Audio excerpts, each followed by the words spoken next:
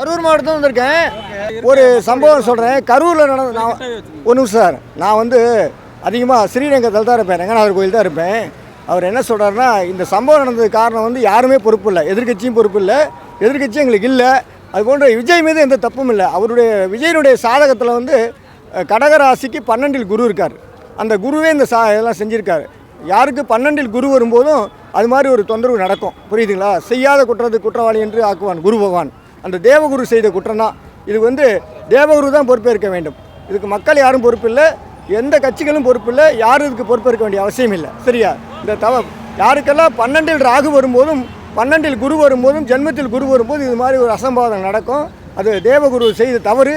இதுக்கு மக்கள் பொறுப்பு இல்லை, விஜயும் பொறுப்பு இல்லை, எதிர்கட்சி யாருமே பொறுப்பு கிடையாது. உங்களுடைய கணிப்புப்படி 2026 விஜய் சாருக்கு எப்படி இருக்குன்னு சொல்ல வரீங்க? 2026 மக்கள், தமிழக மக்கள், தமிழக இளைஞர்கள் விரும்புகிறாங்க. அவரை இயற்கை விரும்புகிறது. சில மாற்றங்களை கொண்டு வர்றதுக்கு விரும்புகிறாங்க. அப்படி நடக்கிறதுக்கான வாய்ப்பு 100% இருக்குது. எதிரிகளுடைய தாக்குதல் அதிகமாக இருக்குமா தளபதி? எங்களுக்கு எதிரிகளே இல்லையே.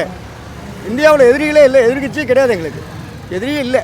அப்புறம் போட்டியில் சொல்லியிருக்காரு, ஏதோ அவருக்கு சொல்லியிருக்காரு. ஆனால் எங்களுடைய அனுபவத்தில் பார்த்தீங்கன்னா எங்களுக்கு எதிர்கட்சி என்பது இல்லை, கிடையாது, எதிரியே கிடையாது. நாங்கள் என்ன, எங்கள் தன்னுடைய இலக்கு, எங்களுடைய நோக்கம் என்னென்னா, நாங்கள் இப்போ நாட்டு மக்களுக்கு நன்மை செய்ய வந்திருக்கோம். அப்படியே நாட்டு மக்களுக்கு நாங்கள் என்ன செய்ய போகிறோம்?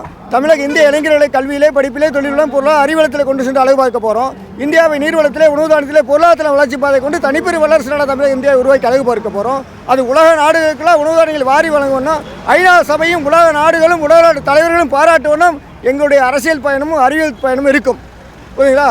இதுதான் எங்களுடைய நோக்கம், எங்கள் தன்னுடைய இலக்கு, எங்கள் தன்னுடைய நோக்கம் இதுதான். அதனால் தலைவருடைய அறிவியல் பயணம், அரசியல் பயணம், லட்சியத்தின் இலக்கு 2031க்குள் தமிழக இந்தியாவை நீர்வளம், உணவு தானிய வளம், தொழில்வளம், பொருளாதாரத்தில் நல்ல வளர்ச்சி பாதை கொண்டு சென்று தனிப்பெரும் வல்லரசு நாடாக தமிழக இந்தியாவை 2031க்குள் உருவாக்கி அழகு பார்க்க வேண்டும். இதுவே எங்கள் தன்னுடைய இலக்கு, எங்கள் தன்னுடைய லட்சிய பயணம், அறிவியல் பயணம். அதுபோன்று 2031க்குள் தமிழக இந்தியாவில் உள்ள அனைத்து இளைஞர்களையும், மாணவ செல்வங்களையும் கல்வியிலும், படிப்பிலும், தொழிலும், பொருளாதாரத்திலும், அறிவியலத்திலும் நல்ல வளர்ச்சி பாதை கொண்டு சென்று அழகு பார்க்க வேண்டும் என்பது எங்கள் தன்னுடைய இலக்கு, எங்கள் தன்னுடைய லட்சிய பயணம். அதுபோன்று தமிழகம் இந்தியாவை 2031க்குள் பசி, பஞ்சம், வறுமை, துன்பம் இல்லா இந்தியாவை, இந்தியாவை உருவாக்கி அழகு பார்க்க வேண்டும். பசி, பஞ்சம், வறுமை, துன்பம் இல்லா இந்தியாவை, தமிழகத்தை 2031க்குள் உருவாக்கி அழகு பார்க்க வேண்டும். இதுவே எங்கள் தன்னுடைய இலக்கு. அதுபோன்று இந்தியா தமிழகத்தில் 145 கோடி மக்கள் வீட்டிலும் அனைத்து உணவு தானியங்களும், பணமும், பொருளாதார இருப்பு சூழலை உருவாக்கி அழகு பார்க்க வேண்டும். இதுவே எங்கள் தலைவருடைய இலக்கு. அதுபோன்று பெண்கள் அனைவரையும் சுதந்திரமாக வாழும் சூழலை உருவாக்கி அழகு பார்க்க வேண்டும். இதுவே எங்கள் தலைவருடைய இலக்கு. ஆண்கள், பெண்கள் அனைவரையும் சுதந்திரமாக வாழ வைத்து அழகு பார்க்க வேண்டும். இதுவே எங்கள் தலைவர் இருக்கு. அதுபோன்று தமிழக இந்தியாவில் பல லட்ச ஏக்கர் நீர்வளம் பெறும் செயல் திட்டத்தை உருவாக்கி அழகு பார்க்க வேண்டும். தமிழக இந்தியாவில் பல லட்ச ஏக்கர் நீர்வளம் பெறும் செயல் திட்டத்தை உருவாக்கி அழகு பார்க்க வேண்டும். அதுபோன்று அனைத்து உணவு தானியங்களையும், காய்கறிகளையும் நம்ம தமிழகத்தில், இந்தியாவில் பல லட்சம் கோடி டன் தினம் உற்பத்தி செய்யும் சூழலை உருவாக்கி அழகு பார்க்க வேண்டும்.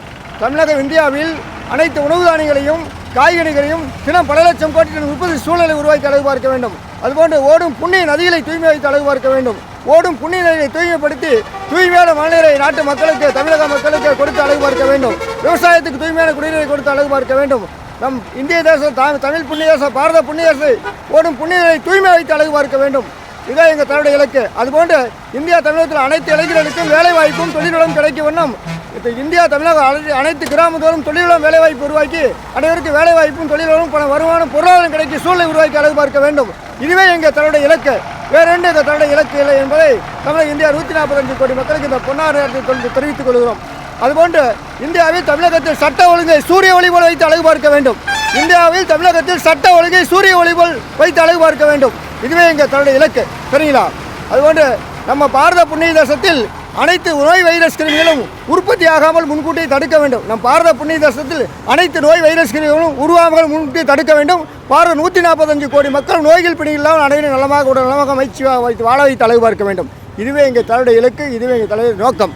அதுபோன்று மனிதகுலம் அனைவரையும் நலமாக வாழ வைத்து அழகு பார்க்க வேண்டும் என்பது எங்கள் தலைவருடைய இலக்கு, லட்சியத்தின் பயணம், அறிவியல் பயணம் என்று தமிழ் இந்திய மக்கள் அனைத்து தெரிவித்துக் கொள்கிறேன். அதுபோன்று 2031க்குள் உலக நாடுகளுக்கெல்லாம் உணவு தானியங்களை வாரி வழங்குவதும் தனிப்பெரு வல்லரசு நாடாக தமிழக இந்தியாவை 2031க்குள் உணவு தானியத்திலே பொருளாதாரத்தில் வளர்ச்சி பாதை கொண்டு தனிப்பெரு வல்லரசு நாடாக தமிழக இந்தியாவை 2031க்குள் உருவாக்கி அழகு பார்க்க வேண்டும் என்பது எங்கள் தலைவருடைய லட்சியம், எங்கள் தலைவருடைய இலக்கு என்பது இந்த பொன்னான நேரத்தில் தமிழக இந்தியா 145 கோடி மக்களுக்கு தெரிவித்துள்ளது. அதுபோன்று தமிழகத்தை, இந்தியாவை நீர்வளத்திலே, உணவு தானியத்திலே, தொழில்நுட்பத்திலே, பொருளாதாரத்தில் வளர்ச்சி பாதை கொண்டு சென்று அழகு பார்க்கக்கூடிய திறமை வாய்ந்த அறிவியல் சிறந்த தமிழகத்தின் முதல்வரை 2026 தேர்ந்தெடுக்க தமிழக இளைஞர்களும் தமிழக 230 மக்களும் இந்த பொன்னான நேரத்தில் தயாராக இருக்க வேண்டும்.